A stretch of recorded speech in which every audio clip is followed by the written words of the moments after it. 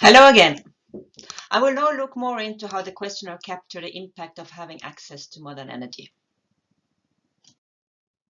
Recall that there are two main reasons for doing this survey. The first is to collect information on households' access to modern energy, which we have been talking about in the previous presentation.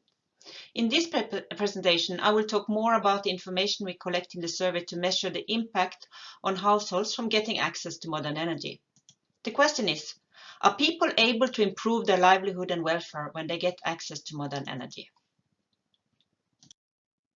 There are several ways modern energy can impact people's life.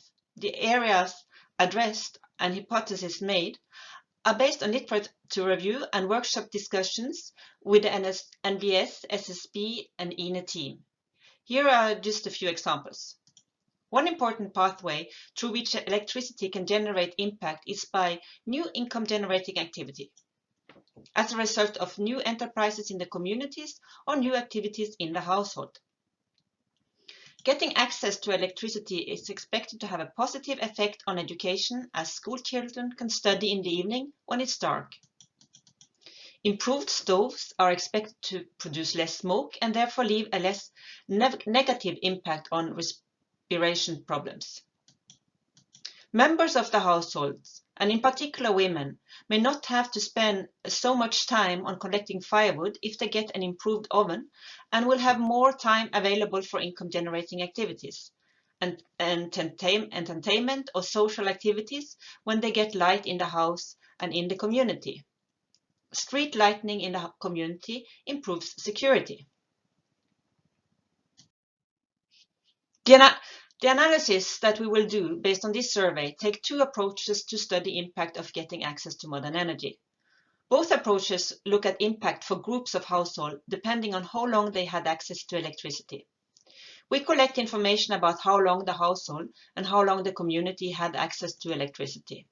And we use this information to identify the following groups of households and communities: those without access 5 years ago as well as now, those with recent access, that is access now but not 5 years ago, and those with long-term access, that is access now and access 5 years ago. We can then compare impact variables for each of these groups and see if they differ. In the first approach, we study the level of wealth, livelihood and welfare across communities and households with no access, recent access or long-term access. However, this analysis will be less able to tell us what is the cause and what is the effect. For example, is it the wealthy communities and households that get access, or do they become wealthy as a result of getting access? In the second approach, we are concerned about changes in level of income, livelihood and welfare over the last 5 years for communities and households with no access, recent access or long-term access to modern energy. This analysis will help us to understand if there are more changes in groups that got recent access or has had access long time, compared to those without access to modern energy. This would indicate if access to energy is more likely to create changes.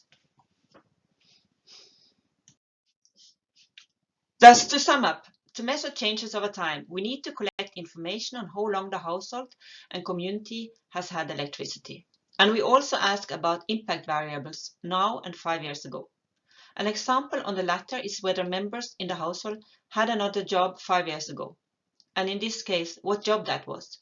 Thus, the same question will be asked 2 times, today and 5 years ago. To help people remember the situation 5 years ago, it is usually a good idea to mention important events that happened at that time. Most citizens will remember that a new president took office back in 2015, when mentioned by the enumerator.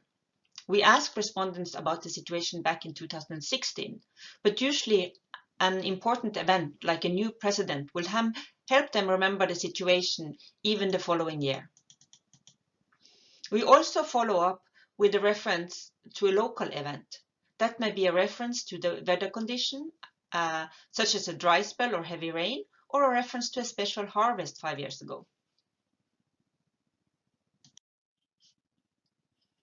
An additional complication is that the global pandemic may have affected the impact variables. For example, the global pandemic affected the tourist industry. a household making souvenirs for foreign tourists may have had to close down its home-based business as there were no more tourists. Thus, even if this business was initially made possible by having light or electricity for making the craft, the global pandemic created a situation where it was no longer sustainable. It is important to see if there has been any such effects on key impact variables, not to misinterpret the results in the analysis. To deal with this, we ask households whether impact variables has changed as compared to just before the pandemic. These questions are located in the very end of the household questionnaire and will be used to adjust the impact variables in the analysis when the data is collected. The next slides will mention in some more detail which impact variables we are collecting and where they can be found in the questionnaire. For all impact variables, we ask about the status today, and for several of these impact variables, we also ask about the status 5 years ago to be able to estimate changes. The most comprehensive information on impact addressed in the survey is in the area of income generating activities, capturing new job opportunities in household and in community, as well as wealth status in the households. In particular, we ask about main jobs and sector for all members, time used on income generating activities, engagement in agricultural activities, home-based businesses, piecemeal, cash for work, and migration. The hypothesis is that the latter three, piecemeal, cash for work, and migration, may be reduced as new income opportunity is created in community when household or community get access to electricity. When households get new opportunities, they may generate more income.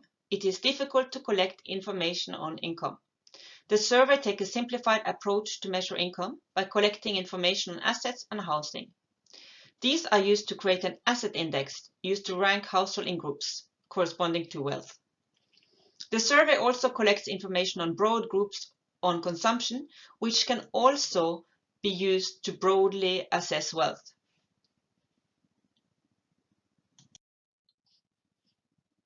An important impact area is education. With light in the home, kids can do homework after dark. This may also affect school attendance. One benefit from improved cooking solutions is that smoke from the oven is reduced or eliminated. This is expected to have positive health effects. The survey addresses this by asking about respiratory problems of the person who is responsible for cooking, as well as for children in the household.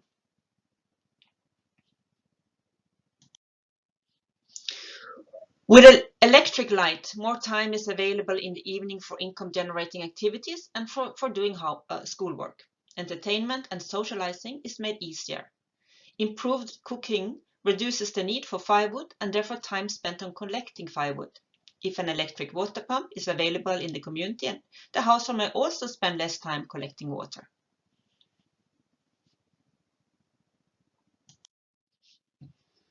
Electricity in community and neighborhoods can improve the security if street lights or household security lights are there. The survey also has a section on perceived security for women. For example, security lighting may make it more safe to go to the market. There will also be less need for collecting firewood, something that can be unsafe for women in some areas. Finally, the analysis will also take a cross-sectional gender approach, meaning that we compare the situation for women and men. To do this, we collect gender-based information on occupation, livelihood, time use, and decision-making. In particular, we collect information on decision-making to calculate a female empowerment index to be used as background information. I hope this presentation has given you an idea of the important analysis we will be able to do based on the data you are about to collect. Thank you for your attention.